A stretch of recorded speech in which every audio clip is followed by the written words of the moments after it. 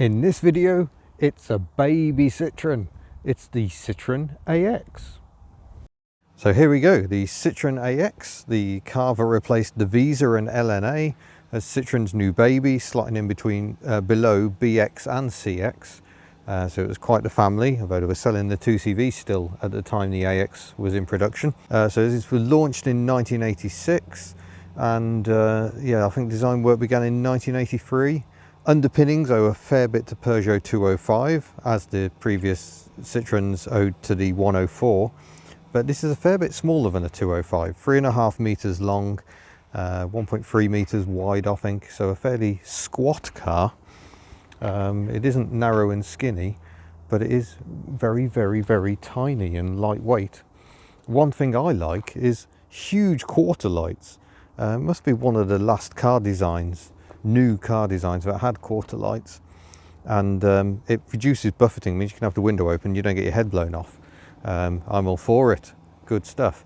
This is a TZX, I think, which gets you these flush wheel trims and a few toys we'll get to in a moment. But the vast majority of AXs, oh, that's really convenient, thank you sir with your strimmer, were special editions. So this one's a bit unusual in not being one. I think it was a TZX. The badge is mostly missing, but is it unlocked at the back? It is.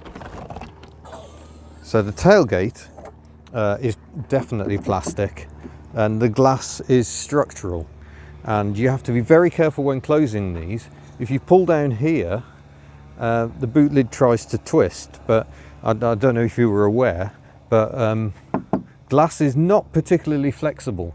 So there are cases of dealers where the salesman's walking around the car to demonstrate it, pulls down on the corner of the tailgate, and the windscreen simply shatters and the tailgate collapses into a mess on the floor.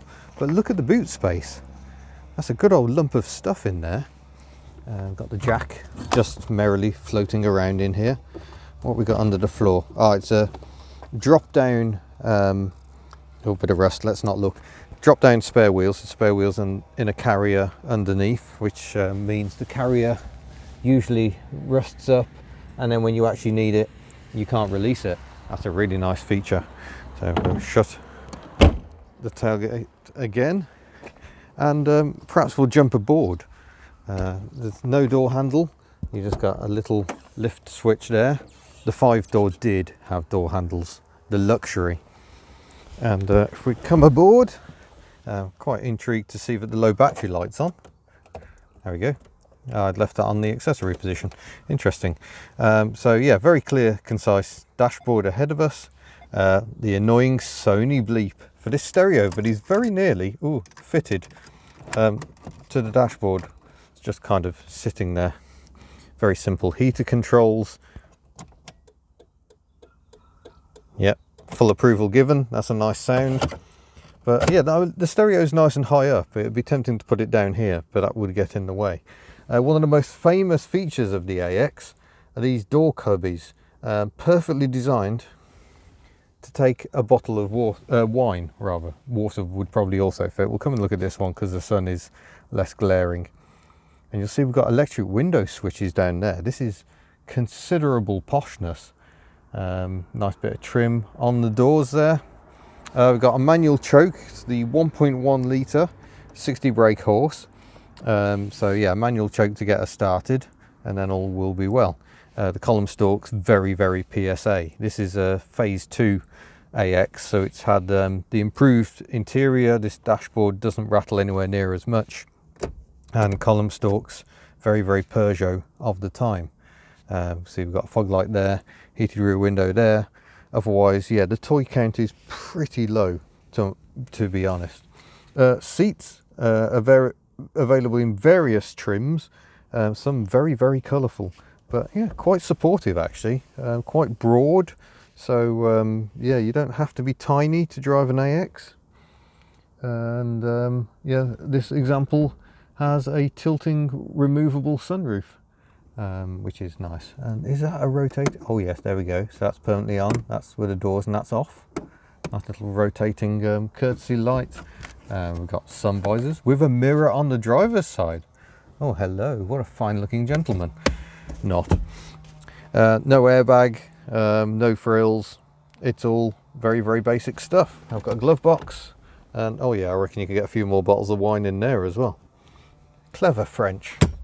And really decent build quality in these Mark IIs. They feel a world away from the Mark 1s.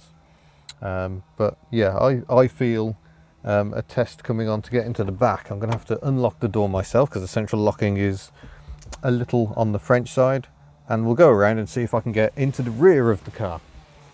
There were 5-door AXs. They came along a little later than the 3-door original. Again, reach behind there to find the door catch, and there we go. I have a feeling the driver's seat doesn't slide forward. I could be wrong in that. Let's jump into the back, lock myself in, and switch camera view. Right, I've come to sit behind my seat because that seat is set for me, and knees alert. Yeah, space is just about there. I can just about get my feet under the seat, but yeah, it's all feeling a bit tight here. There is a big cubby down here, so there's another bottle of wine, crafty French. We've got opening windows that sort of pop out, and just get rid of that little bug, and yep, that's the sound of quality right there. But yeah, otherwise reasonable amount of headroom, so I'm not struggling there. The seat feels a bit too upright for comfort, but yeah, I could handle being here for a short amount of time at least. Anyway, how do I get out? Oh, there we go. Got controls on both sides of the seat, so that's pretty good. Right, let's see if I can get out. There's an interesting little ashtray down here. That is a tiny little ashtray. Oh, right, let's see if I can get it out without upsetting the gimbal too much. There we go. Success. Right, bonnet release. Which side is it on, do we think? I think it might actually be on the driver's side. Revelation. So here is the 1.1 litre TU engine. That was a new range of overhead camshaft engines that PSA launched in the mid 1980s.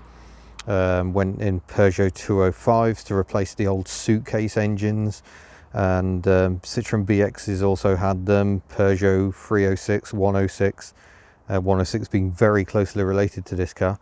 But yeah, look at the huge hole in the inner wing there. That is as designed. The steering rack can pass through, or the steering arms at least, but you can see the tiny little carburettor there, manual choke.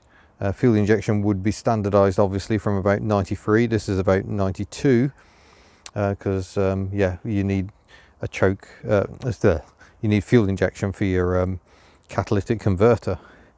But yeah, reasonable to work on. It's a fairly tight engine bay, but not horrendous. You'll see we've got a crossbar over to a remote servo on this side, and the master cylinder, just because there really isn't anywhere to fit it there. No room at all. Oh, your screen wash bottle cap's off. That's no good.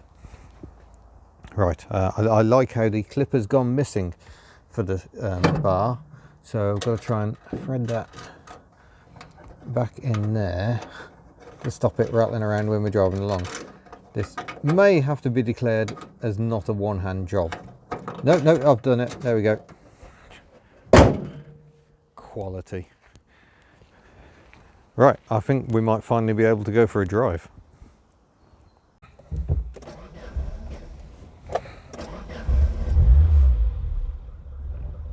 Now, one issue I've always had with the AX is the pedal box is rather cramped, and the pedals are all a bit too close together, and especially wearing sandals, not joyous. I mean, you could not wear sandals, but yeah, the pedals are also offset a bit to this side of the car, which I find quite painful on a long trip. The throttle pedal is roughly in line with the middle of my seat, and I just don't like that. And I told Chris when he lent me this car that I don't like that, but he said go and drive it anyway. Yeah, actually we'll do a windscreen wiper test here. So it's one enormous wiper blade, but it actually does a pretty good job. Obviously no triangle of doom because there is one wiper, no intersection with another one. This corner not awfully swept perhaps, and you get this big corner down the bottom that isn't particularly swept. In fact, in some ways I think it might be better to have the wiper part this side, but nonetheless that's what Citroen decided to do. Of course the BX and CX also went down the single wiper route, and those three cars were sold alongside each other for 4 years before the XM arrived.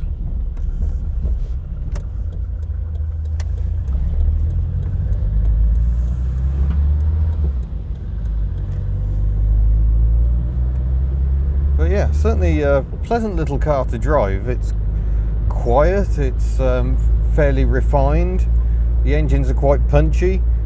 In many ways the 1.1 is the one to go for. The 1 litre had a 4-speed gearbox, whereas here we've got 5 speeds. But even the 1 litres are surprisingly nippy because there's so little weight. And the suspension is fairly long travel, so it's very comfortable. Yeah, already I can feel a pull down the side of my leg where it's having to operate the throttle in an unusual position. But the AX was a massive success for Citroen.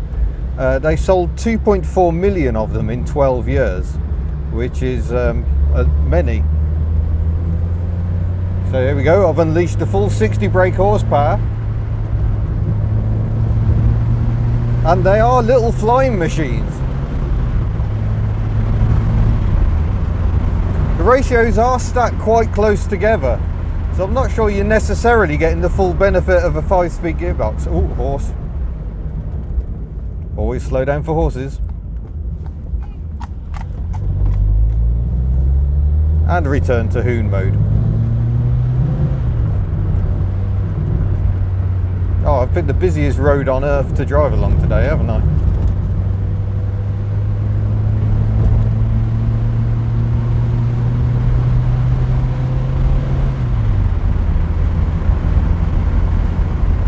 Oh yeah, I'd kind of forgotten how much fun these cars are. And they're fun while being comfortable. This was a real high point for suspension, I think. And maybe it's just because the cars were such lightweight, but it was so easy to make them handle well. But the French at this time were absolutely superb at getting the blend between ride and handling spot on, and basically meaning you get both in one car. It's not a case of one or the other. You can have great handling and still have comfort. I'm going to miss that pothole though, if you don't mind.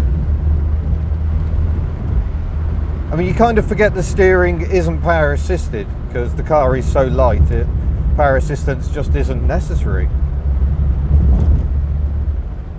Of course, no power steering means there's less tax on the engine, there's less stuff slowing the engine down. So you can release all of the powers. Thank you, inferior Peugeot 206. Is that where it all started to go wrong, the 206? Bit lardy if you ask me. But reasonable torque, that's just over 2,000 revs, and it's picking up in 4th gear. I've not driven an AX for years. I kind of really got put off them by the driving position, but it has to be said, this actually isn't as bad as I remember. Maybe it's because I haven't driven the car for an hour. I mean, that's one of the problems with these tests. What feels nice for a few minutes of driving might not necessarily feel nice for several hours of driving.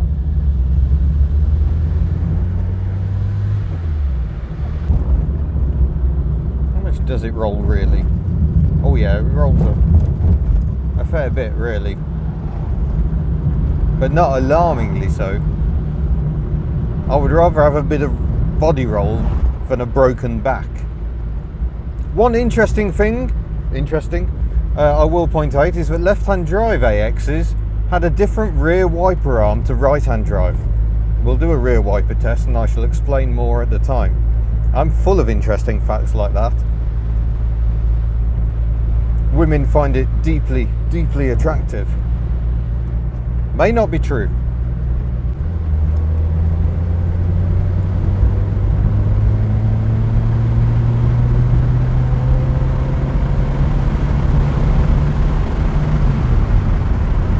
going to do the windows up just for a bit more serenity. They both work despite French electrics. That makes it a little more peaceful inside.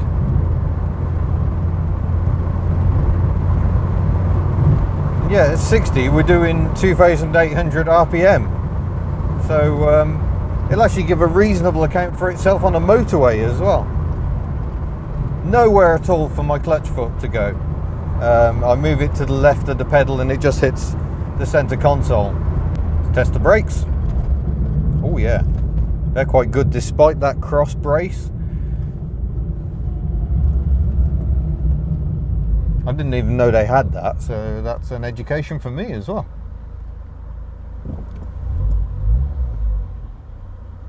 Purple.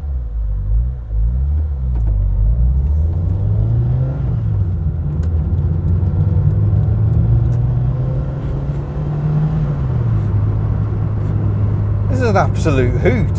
And this is just a 1.1. If you really want to go crazy, you could have a 1.4. The 1.4 GT and the later GTI, yeah, rightly lauded as incredible little fiery hot hatchbacks, and I can kind of see why. If 60 brake horsepower is this much fun, then over 80 must be pretty much akin to a riot. But now I'm going around a right hand bend and this dirt here is getting right in my line of sight. You actually sit quite high up. I'm pretty close to the roof. And the bottom of the windscreen feels a long way away. So I've just driven a Citroen Visa, and that is a marked contrast to that. You feel like you sit much lower down in the Visa. Here I feel like I'm sitting really high up. Yeah, lorries seem awfully big when you're in a Citroen AX. Yeah, a fair amount of road noise going on too. But I suppose if you want refinement, you went for something a bit bigger, didn't you? But you know, they used to say that out on roads like this, a city car would soon feel out of its depth, and that certainly is not the case with the AX. And perhaps that's because France is kind of built on roads like this. The route nationales, away from the autoroutes, there are an awful lot of roads like this, fast sweeping roads with yeah, bends like this. So you need a car that can handle that. And the little AX does, with aplomb. I think I'm liking this car more than I expected. But yeah, apart from this silly driving position with the offset pedals, it is actually hurting my leg.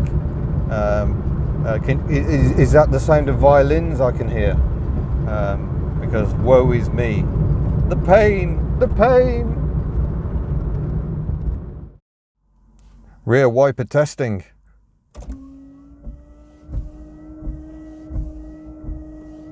Oh dear.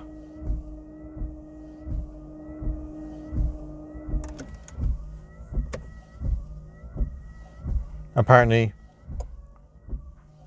we are not going to get any water. That's a shame.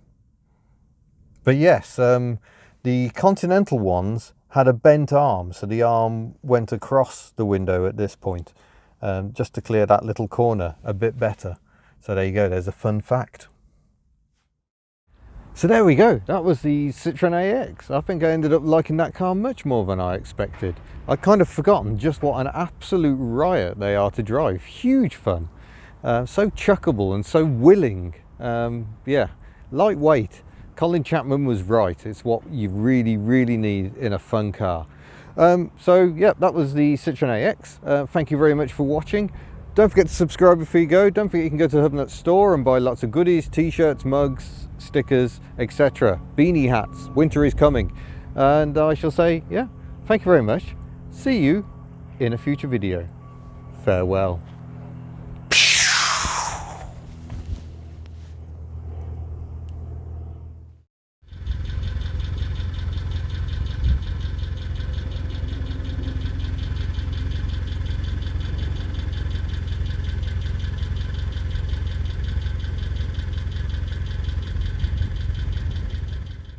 Don't worry, it's a dead end. So I'm not just parking randomly on a zebra crossing, it's fine.